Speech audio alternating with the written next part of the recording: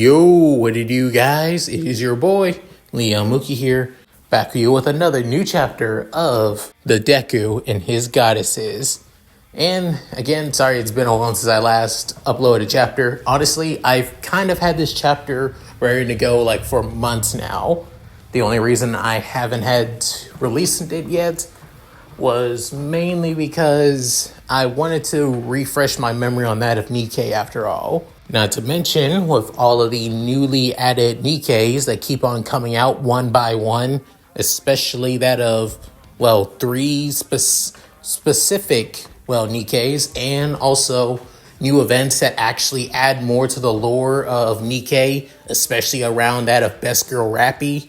Yeah, I needed to take a breather bit by bit to flesh out this story even more.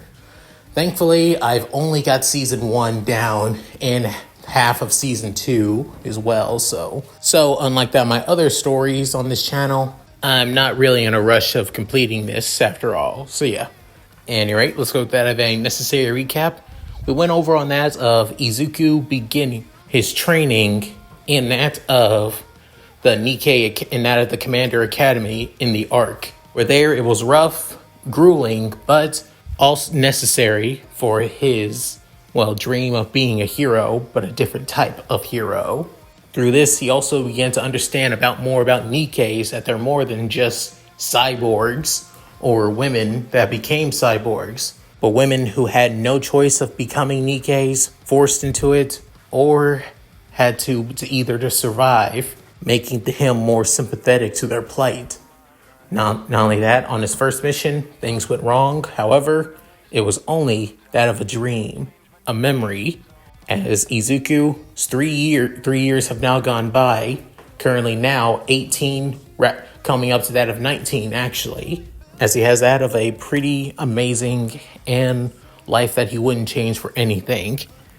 Having that of the counter squad, now known as the Deku squad, by his side, Marion, a respected commander with that of the rank of colonel actually, and already planning on going on another mission, as mass-produced Nikkes were basically taken from that of factories on the surface, and now they have been tracked to Japan, where Izuku's job is to either retrieve them or destroy them.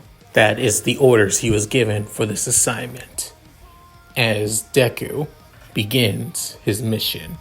So, with all that said, let's get into this, shall we, guys? Chapter 2, Back to the Rising Sun. Currently, in that of a burning crater, where tons of machinery and scrap is on the ground, where flames are basically everywhere, until hearing somebody saying, Commander, wake up, please! Please do not die on me. As Izuku hearing this voice, wondering who they are and why. Are they trying to save him? Are they one of his Nikkes? Are they here to protect him? Within, soon, the voice continues saying, heartbeat dropping, applying that of electroshock, heartbeat pump. Within, hearing that of electricity crackling, is wondering, what's going. Before then hearing a clear. Within, his eyes winding in pure and utter shock, with him feeling the entire jolt down his spine and body, as he couldn't help but sit up. Before then, hitting that of 2 soft things in his face. With then, soon, base coming back from air, he couldn't help but seeing that of a beautiful, black-haired young woman, with that of a white and blue silver guard outfit with a custom-made assault rifle slinged over her back. As then, Izuku couldn't help but get caught up in that of her beautiful blue eyes, as he couldn't help but blush before then saying, ow, who are you? As soon as she was about to speak, however, the voice does not fit from the voice from earlier, as their voice almost sounds like that of a nails on a chalkboard saying, hey, wake the hell up, you quirkless dumbass. But then, Izuku's eyes winding in pure shock, seeing that back into that of his, well, current age now, and attire too, currently on that of the railways. Within, seeing the person that's basically on the other side, being that of a person he did not want to deal with, that being Syuen, CEO of Macillus. As seeing that at the petite and somewhat irritating woman right in front of him, is to come up and say, seriously, I can't even sleep a little bit when I'm not around you, of all people. But then she couldn't help but roll her eyes, saying, oh please, like I want to deal with this with you too. Not to mention, still, I have to apologize for what I be saying in there. If the two of them find out about my situation, Ingrid will hold this over me for the rest of my life, and Mustang, that damn gossip bastard, would basically spread this all across the arc if he finds out. As she couldn't help but basically grit her arms, and to the point that she begins to even, well, pierce her skin, not bleeding, but close, within saying, you have yourself to blame for that. You should be grateful that Enoch and myself basically took pity on you. All you need to do is just continue to support my squad and all the Nikkes under me, and you won't be turned into one. Sounds like a fair deal. Within, she couldn't help but get annoyed, saying, yeah, but I'm dropping half of my company's resources on you. Not to mention, half of the Nikke squads under that of Macillus are now under you. Plus, I have to play nice with you as well. You of all people. My life is seriously turned into a goddamn hell. And whose fault is that? If it wasn't for my actions in stepping in before Uni could basically cause the commotion that she did on the arc, who knows what have happened to her.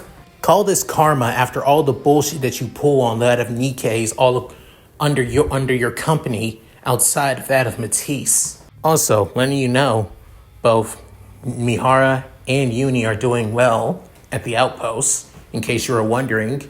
Not to mention Maxwell, Drake, and Laplace are still at the outpost too. I'm surprised you haven't sent them out on any missions lately as your company's poster girls like you usually do. Within, she basically couldn't help but get annoyed at this.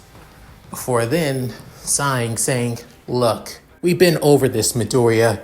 I don't like you, and you don't like me. We've both accepted that about each other. But as long as I continue to support your squad, like you said, I won't be turned into a Nikke. And I can't have that.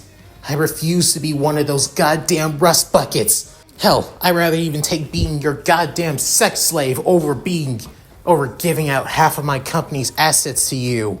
With Izuku feeling somewhat disgusted with that of the whole Tsuyu basically degrading herself. I mean, he hates her, but he doesn't want her basically seeing herself like that. Within, saying, look, I told you all you need to do is just support my team. You don't need to basically give me like half of your company's stocks just to support me. Just enough, just some gear. And in case I have a struggle with a mission, I can basically go through you and you can help me out by sending some of those squads to help me. Not to mention, in a way, it allows me to keep an eye on you from doing anything stupid and shady like you always have. Within, hearing that, saying, oh, screw you too, you quirkless fuck. Within, the ride becoming a lot more quieter. Before then, she's sighing, saying, what do you need? I'm leaving tomorrow in the morning, so I need special made equipment to take care of Nikke's. I don't need anything too expensive or something that will weigh me down in combat. All I need is at least that of enough gear and ammo that will suffice me through this mission. Within, she's sighing, saying, deal. Anything else? I know that you like to basically ask some of my girls if they want to tag along after all. Within, Izuku couldn't help but sigh, saying, not this time. Just send that of Extrinsic. I'm only needing Extrinsic, since they're good when it comes to missions like this, after all. So I don't need any other Macillus Nikkes. Within, she huffing, saying, sure, whatever. I'll get your gear. Just don't expect anything else, and also don't complain if you don't want any of my Nikkes. Saying, trust me, honestly, most of them are most definitely at that of the outpost right now. So I'm not gonna force them when they want to relax after all. But then soon the train ride finally comes to an end, reaching that of the surface back at the outpost. Within, soon Diesel speaks up saying, "We have arrived to our start, passengers. Commander, you can exit the train whenever you are ready." Within, the doors begin to open. For then, Izuku base heads out. Within saying, "You going to take the elevator, or should I tell Infinity Line to send you back down?" Within, she's saying, "No, I'll take the elevator.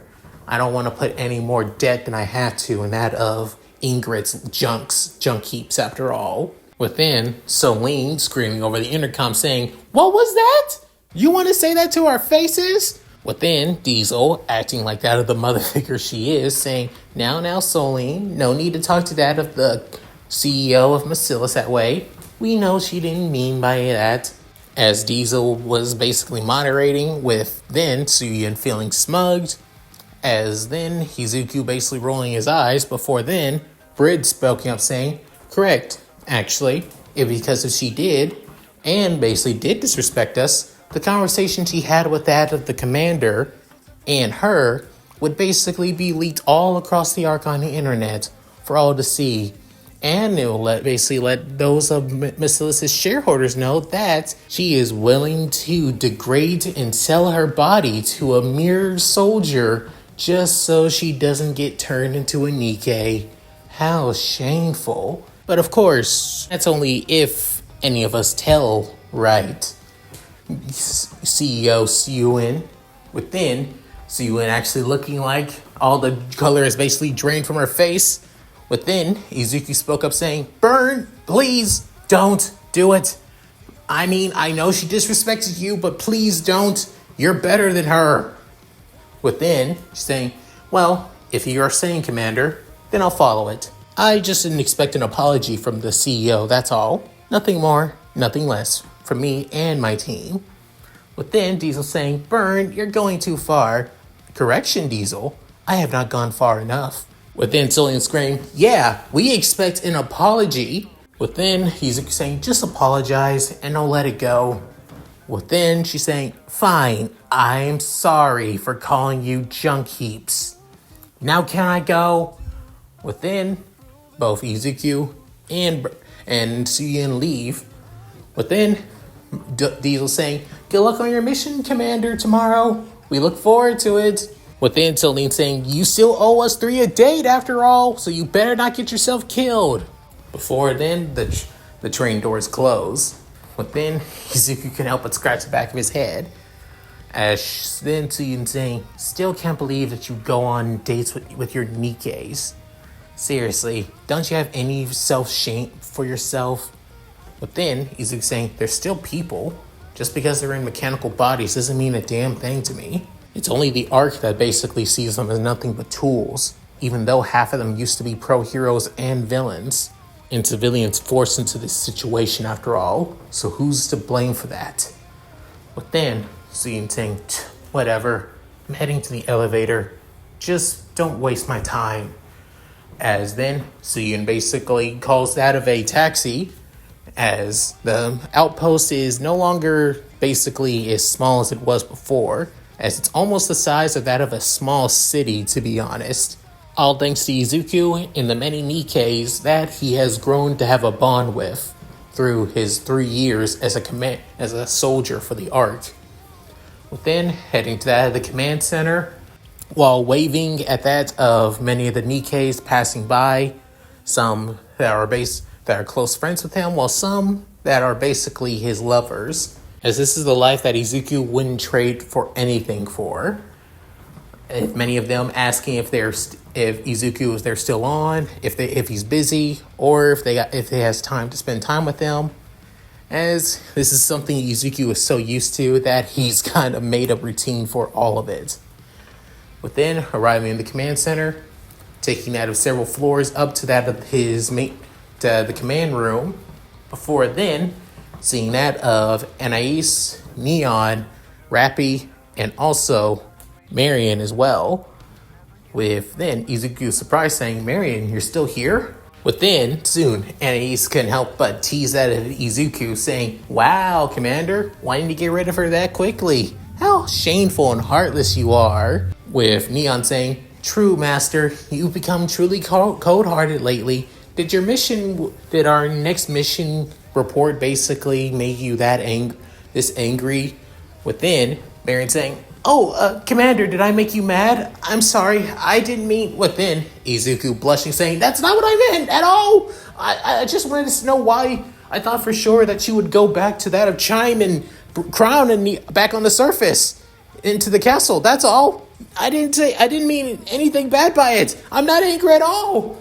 Within, soon, both Neon and Ace can help but basically laugh at that of Izuku. Within, Rappy saying, Commander, they're just messing with you. I thought for sure that you're used to this saying, sorry. Within, Marion saying, oh, so Neon and Ace were just being mean to the Commander as always? I should have known. Within, soon, Ace saying, sorry, it's just too fun. But all seriousness, Commander, what's our mission? Within saying, well, just to let you know, our mission isn't until tomorrow morning where we'll be leaving to head to Japan, actually. Within, hearing that, Rappy saying, Japan? Isn't that your homeland? Within, Izuku saying, yeah, actually. Huh. To be fair, this is your first time you girls actually coming to Japan. You never actually got a chance to see my homeland during my days off because you'd have no authorization to go to other countries without a commander. And the arc doesn't allow that of commanders to bring their Nikke squads with them on their days off. Forgot about that. As seeing Izuku down, within Neon saying, don't beat yourself up about that, Master. After all, we actually do get a chance to go to Japan this time. Within, Neon saying, yeah, if we finish this mission pretty quickly and if we have some time, we may be able to check around and see the sights. Ooh, and since you're there, you could show us around. Within, Izuku saying, I appreciate maybe, but within, clearing his throat saying, but in all seriousness, the mission that we're going on will begin tomorrow morning, actually. Our mission objective is to reclaim or destroy mass-produced Nikke models that were stolen from factories on the surface. Within, hearing that, Marion saying, wait, so Nikkes were basically stolen? Why would they have factories here on the surface, though? I thought everything always stayed here on the Ark. Within, Rappy saying, it's possibly because they have that of a policy that they're trying to force. Given how popular and how powerful most Nikkes are to that of pro heroes, I remember you saying that certain companies on the surface plan on trying to make their own variants of Nikkes, but failing. It wouldn't be too surprising if many of those companies planned on stealing out of Nikke parts and pieces to make their very own. Within, and he's saying, geez, talk about sore losers. You take a few losses from that of a country that's known for making Nikkes, and now you think you have the right to steal? Within, he's saying, personally, if I'm going to be honest, all the CEOs believe that the Nikkes were stolen by that of competitors. However, I wouldn't be so sure about that. Within, Neon couldn't help but have that of a questionable look, saying, what do you mean, Master? I mean, wouldn't it be that of companies who want to go against that of the big three after all? Within, Rappy couldn't help but comment, saying, not necessarily, Neon. Within, everybody looking at that of the redhead, black-wearing Nikke. Within, saying, how many villains and, terrorists have we fought against that have used Nikke technology against us one way or another?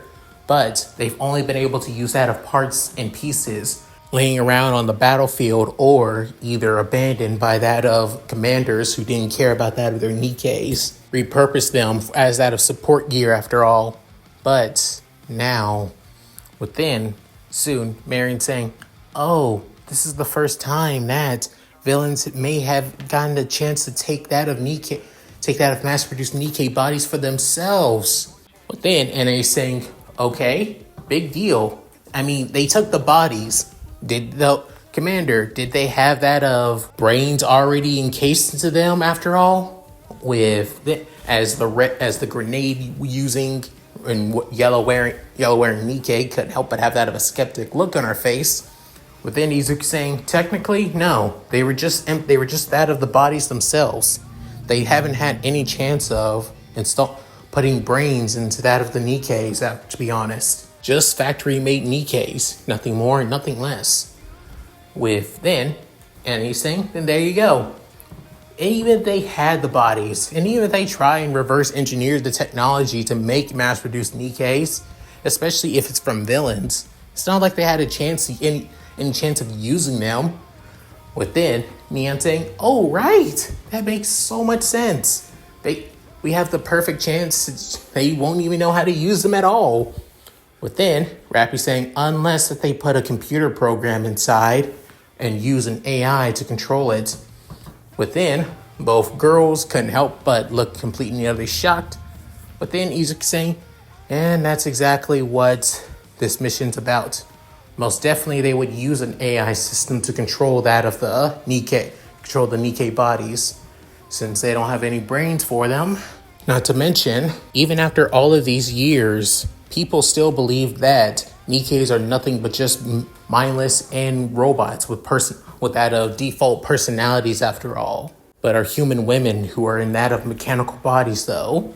So even now, people wouldn't even see them as people.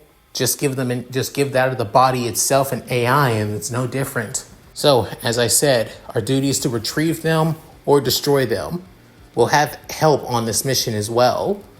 Within hearing this, all four girls couldn't help but be shocked and wondering who are they.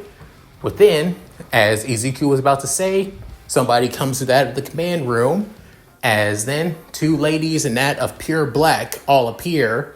Within, Neon and Anais looking pleading total shock, with Rappy not entirely, with Marion saying, oh, I guess that's to be expected. Within, Izuku can help but smile saying, hey there girls, I'm guessing Ingrid already contacted you both?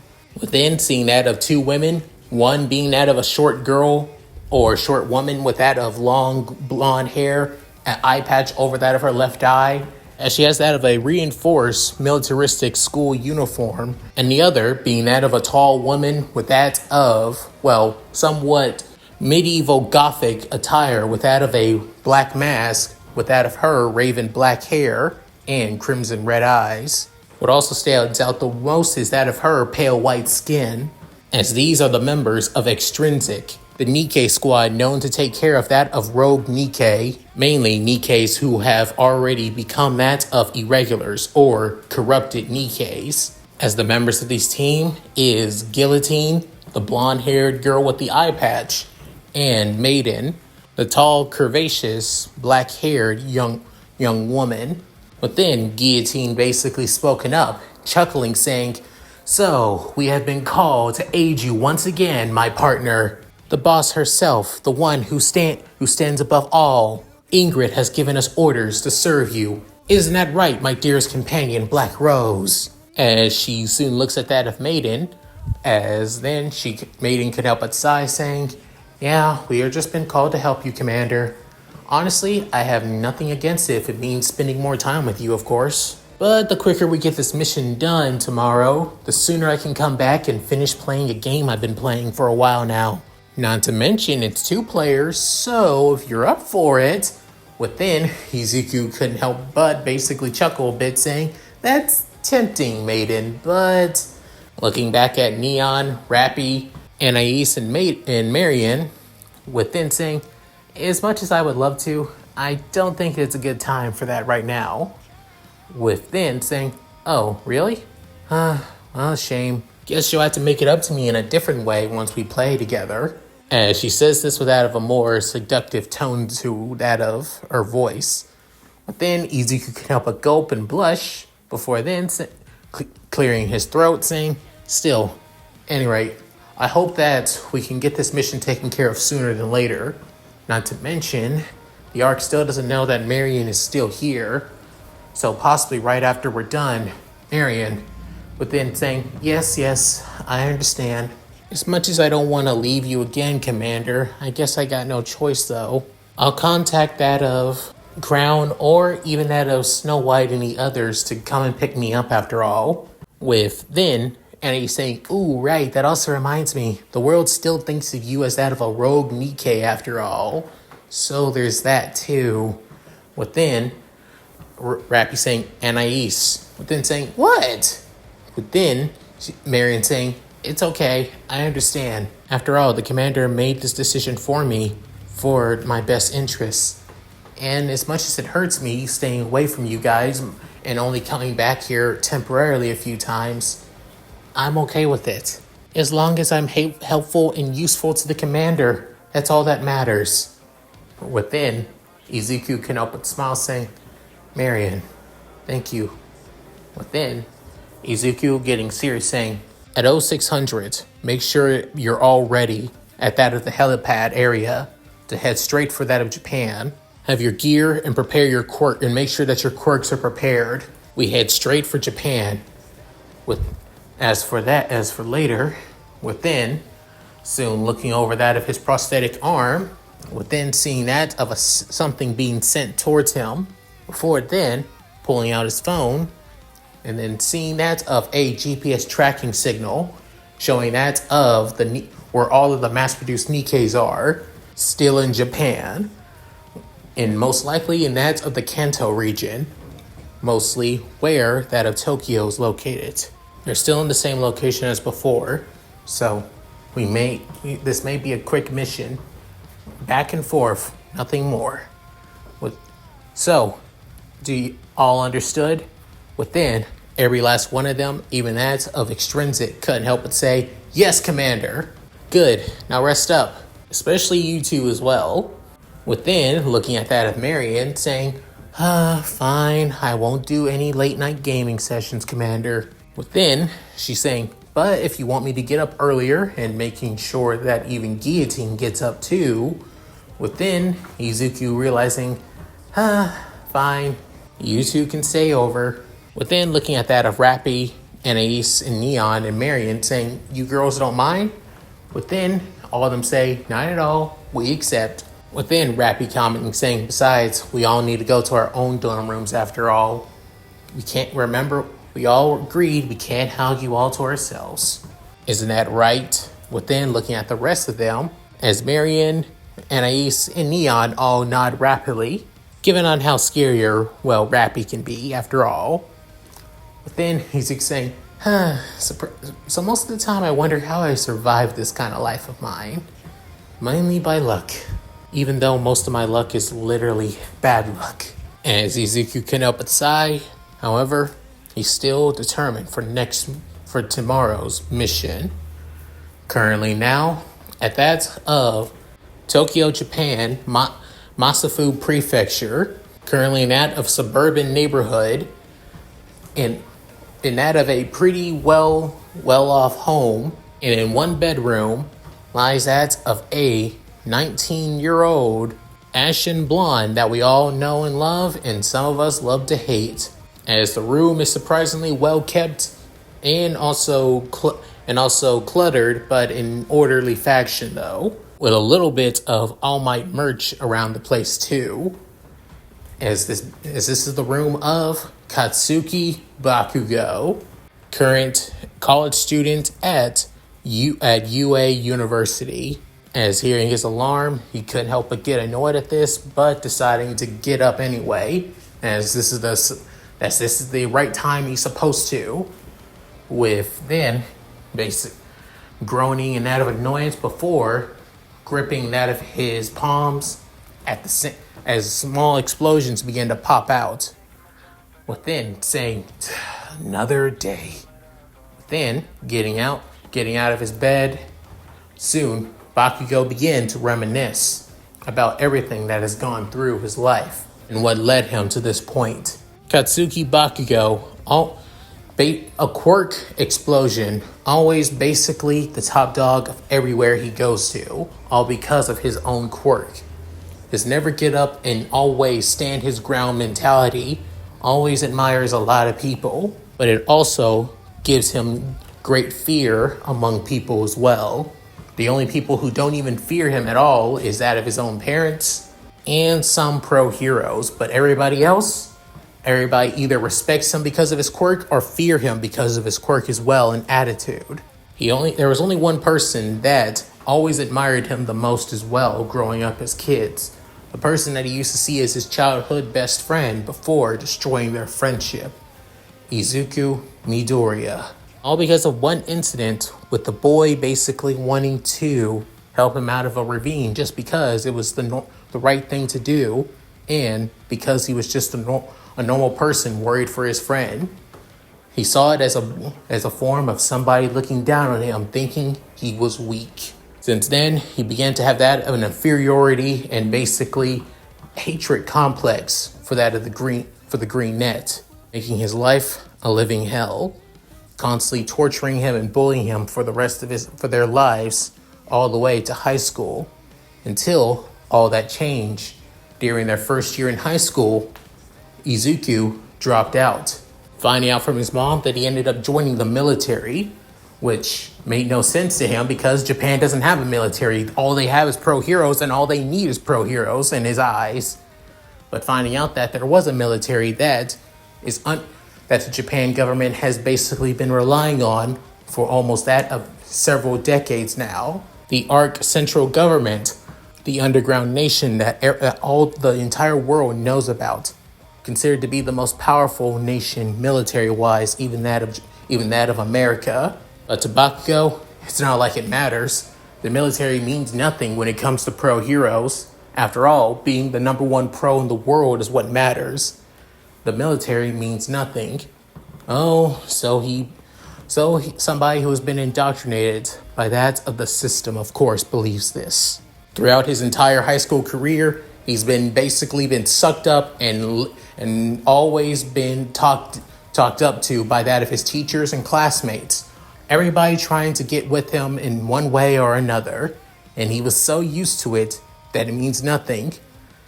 However, to the point that when he realized that Izuku was never around, part of him feels like that there was a part of him that was gone, a part of him that was missing, but would never admit it until it was too late.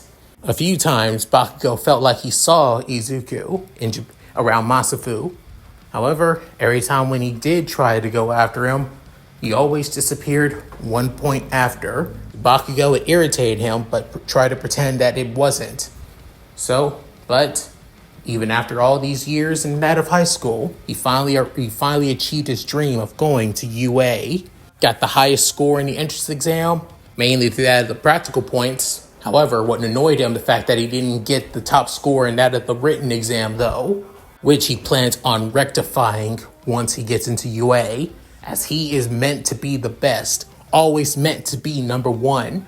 Nothing more and nothing less is going to get in his way. However, the university, it allows people to basically go to the dorms or live in that outside of the dorms. After all, not everybody can afford that of the dorm system, to be fair, so it makes sense. And since UA is actually part of Masafu, where Bakugo lives, why would he need to waste money going into that, being with a bunch of extras when he can basically stay at home all he wants?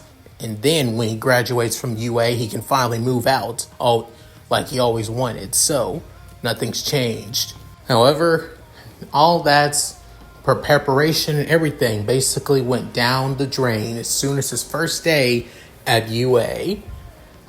When he found out that he wasn't top dog, but he always was meant to be top dog. It's what everybody said. It's how the world saw him to be. Everybody, if he can't make that dream reality, then what's the point? When finding out that during that of the quirk apprehension test, instead of going to that of the, orientation ceremony, he thought that he would get basically first place like he always would. Because what quirk is better than that of his quirk, after all? Little did he know that there were tons of quirks better than him. The only reason he got as far as he did is due to the genetic lottery. He only got third place during that of the quirk apprehension test. Third. Not to mention their teacher ended up expelling somebody from the hero course and sending them to the Gen Ed course. Some weirdo with that of purple spiky hair and bags under his eyes got sent to that the Gen Ed course, which is surprising. But not too surprising. In this world, you either got the power or you don't. But he will make up for it. Until, however, once they had that of hero training with that of their homeroom teacher, Mr. Aizawa, or as he likes to call him, basically Bag Eyes, because there hasn't been a single teacher that actually earns his respect. Not once, as they always sucked up to him too. However, the teachers here don't play around at all. During that of the battle trial class, which is the class that he was always looking forward to and he knew he was going to excel at, for some reason, he got penalized, saying that he was dangerously basically going to hurt his opponent. All he did say that he was going to beat them brutally, that they wouldn't stop the fight, which in his case was too aggressive, causing the team of extras to already win. He couldn't accept that. Why? It's not fair. He's meant to be the best. Then he saw it. Those with actual more powerful and more stronger quirks than him. Like the icy hot bastard Todoroki. Half fire and half hot and half cold. Basically, he has fire and ice in one quirk. Not to mention it shows on how skilled he is with only that of one side of his quirk. How pain in the ass is that? He knows, and not to mention he would definitely lose against him if they fought against him. Not to mention the girl that ended up getting that of the most points during the exam. The spiky ponytailed bitch. Her quirk is literally making anything that she wants. How she wants to. It seriously pisses me off. I was meant to be number one. Meant to be the strongest. Meant to basically always be atop these extras. And yet, nothing has gone my way after the first few weeks of being here, damn it. Seriously. Absolutely frustrating. If I'm not number one, if I'm not the top, then I'm no better than damn Deku. As Bakugo basically thought all this, he was thinking all this while getting ready and preparing for that of school. At the same time, basically growling and screaming in his mirror while brushing his teeth, and then heading to the university on the train station. With that, seeing that of the massive H-shaped school with the dorms on the very leaning onto that at the very side, and everything else as well, with so many other facilities for that of other school for other courses as well. Bakugo growling to himself and making his way to the school. With that, turns out his classes today is that of hero course, of course as always, and it seems like they'll be doing that of hero rescue training. To Bakugo, this is basically irritating. Like he needs to waste his time with rescuing when he can just leave that to the extras while he beats the shit out of the villains. That's what it means to be a hero. And yet, knowing how these teachers teach, because unlike that of his past teachers basically let him do whatever the hell he wants, these teachers on the other hand, especially Bad Guys, he's not going to let him do whatever the hell he wants. He actually will discipline him. Within realizing that he's never had any adults outside of his parents discipline him. And yet it's only just a slap upside the head. While all the extras are basically talking on that of the bus, heading to that of the facility where they'll be doing that of the hero training. He could care less what everybody said until some frog bitch basically talked to how he'd never be popular. How dare she fucking say that? He's destined to be the number one hero of all time. Better than even All Might. Nothing's gonna stop him with that. And like hell, he's gonna let some frog bitch say otherwise. Within, she just saying that point proven, basically adding more to the fire. Within, so many other people begin to add on, saying that his personality is nothing but walking dumpster fire, pissing Bakugo even more in the bad mood he's already having for the past couple of weeks, forcing him to basically growl, not wanting to cause any trouble because seeing how his teacher for the course has always been eyeballing him constantly, almost like he's trying to keep him in check or somehow. However, as soon as they arrive, they see that of another pro, who was the hero course's rescue teacher, within seeing that of a girl with that of a black and white and pinkish costume, with that of brunette bob-haired cut hair, with that of 2 long bangs and rosy cheeks, which he calls round face, spoke up that she was 13, with Bakugo not even caring for that of her name anyway. And she gives out the same old speech as before, basically saying that their hero training was to show that how dangerous that their quirks are and that they need to be regulated. And especially if they go into that rescue training, they need to make sure not to use their quirks irresponsibly. With Bakugo basically listening and toning her out here and there, well, that he could care less. As everybody begins to clap for her speech. Within, soon, that's when facility's lights begin to flicker in and out, wondering what's going on.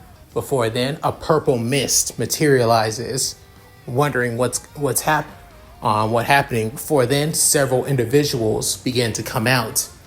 As Bakugo sees this, wondering, what the hell? I didn't think we had to deal with that of extra villains at this training. Oh well, be fun while these extras do the hard work.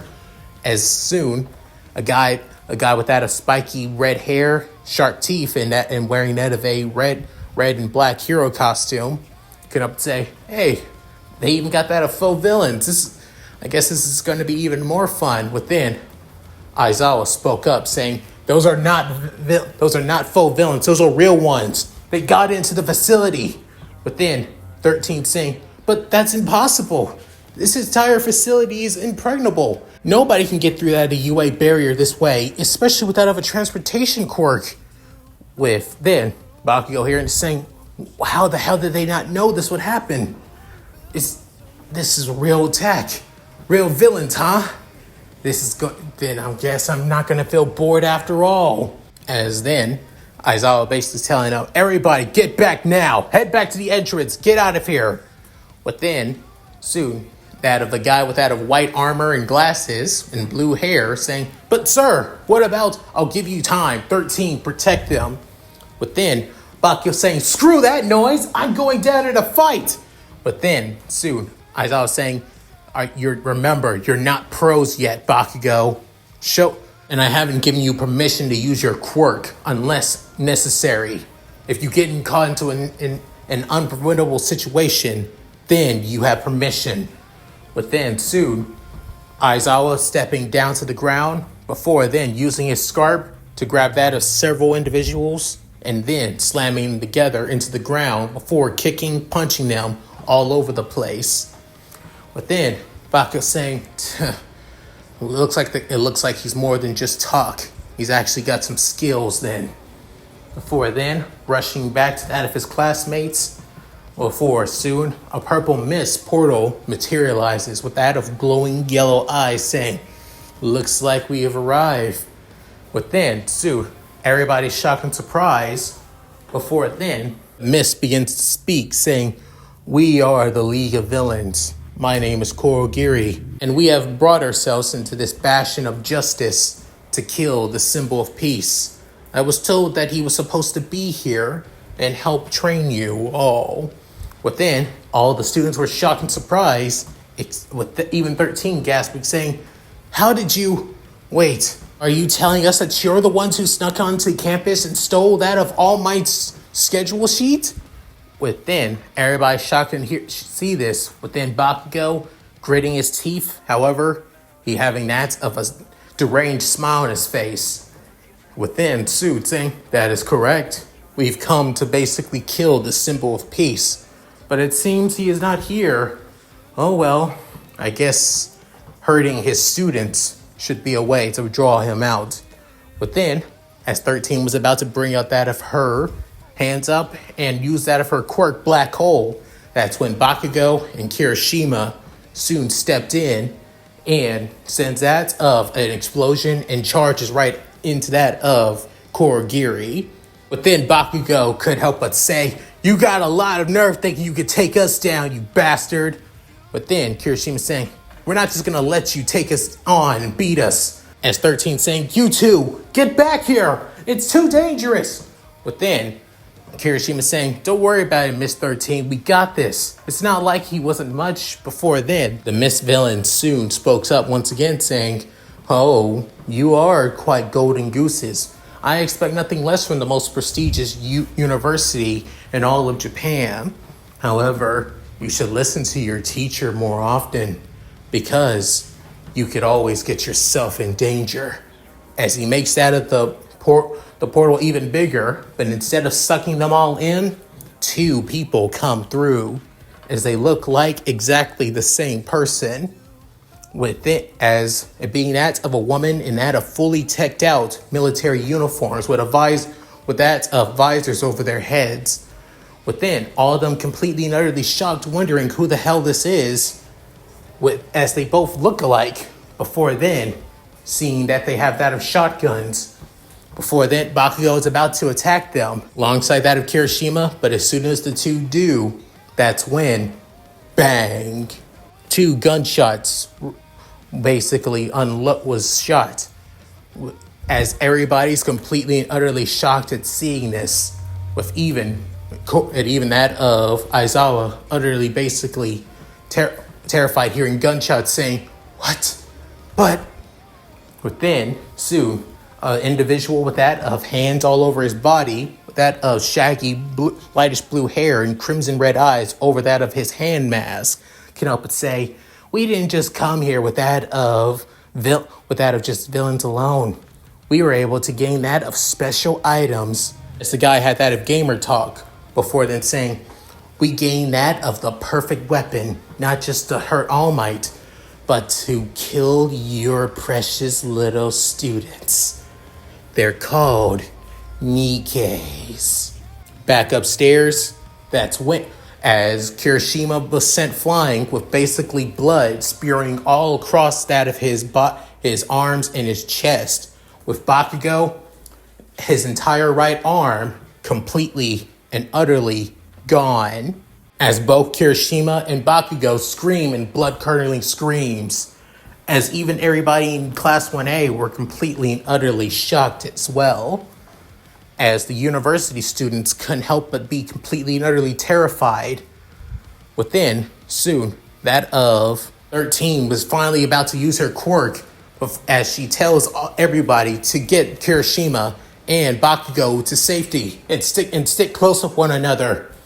Within, as soon as they try, that's when the Nikkes prepared to shoot, began to reload that of their shotgun shells before firing again, keeping everybody at distance, as Bakugo and Kirishima are basically bleeding out on the ground. Within, soon, Kurogiri saying, I knew Nikke's firepower were more dangerous and more powerful than that of human weaponry, but to think they had this much power. Those from the Ark are quite something else, don't you all agree? Within, soon, Momo couldn't help but spoke up saying, the Ark would never. Within, soon, Kurogiri saying, that's because they haven't. We were able to procure these toys. They're basically nothing but mindless drones for our control. And not only them, we have that of several more all across that of the area. At least that of 3 more. So now that you have basically seen the damage that these Nikkes can do, why don't you all feel what it's like to have them against you? Everybody from Class 1A are nothing but fully terrified, scared of what's going to happen, afraid that they're basically end up just like that of Kirishima and Bakugo. That's when somebody enters from that of the center of the USJ, crashing down. Within, wondering what's going on. Before then, soon multiple gunshots begin to unload down on the ground, killing at least that of several of the villains. At the same time, that's when a portable, mattress was basically let down for that of the new arrivals. As then, seeing that of the massive mattress floated up to the air, before then finally coming down, seeing that of the individuals, as it being Izuku, his Deku squad, and Extrinsic. Izuku in his fully tacked out military gear and holding that of a custom-made shotgun, but then saying Deku squad and Extrinsic. Mission acknowledged. Beginning operation now. Set and mark. Now go! Within, all the girls scream out, "Yes, Commander!" As this is the beginning on where Japan would be introduced to the world's greatest commander that was born from their nation. And that's it. Thank you guys for watching. Hope you guys enjoyed the video. Please tell me what you guys think in the comments below. Let's read them. So, how'd you guys like this part? Sorry if this seems like it's all over the place after all. Like I said, I was going to basically bring flashes from that of Izuku's past, basically story aspects from the game, from that of the mobile game after all, while basically focusing on fully original plots at the end too. And also, we're going to be switching a lot of perspectives from that of Izuku and those from MHA as well. Also, a bit of a heads up in case some were wondering, yes, Grave and also Cinderella are also part of Izuku's harem. I was debating on having Gray be part of the harem because I feel like she doesn't need to be part of the harem or love. I feel like she just needs a good friend. But I just decided, fuck it. Not to mention, if you guys are wondering about that of, well, Red Hood Rappy, oh, she'll be part of this story too, and Rappy will have it as that of a secondary. However, as for Red Hood herself, though, if you guys know, she's also part of Izuku's Deku squad too. But you'll see what I mean by that. I can't give you guys any hints, but for anyone who's currently going through that of Nikke right now, then you may know what I mean. So yeah, at any rate, if you guys like this, please like, comment, and subscribe. Hit that bell notification, keep to date my videos uploaded to the channel. Also, please go on my Discord, gaming channel, main channel, other channel, Patreon, and Cash App. All link in the description below if I'm not too lazy to do so. So, with all that said, this is Leon Mookie, signing out. Later guys, hope you all take care.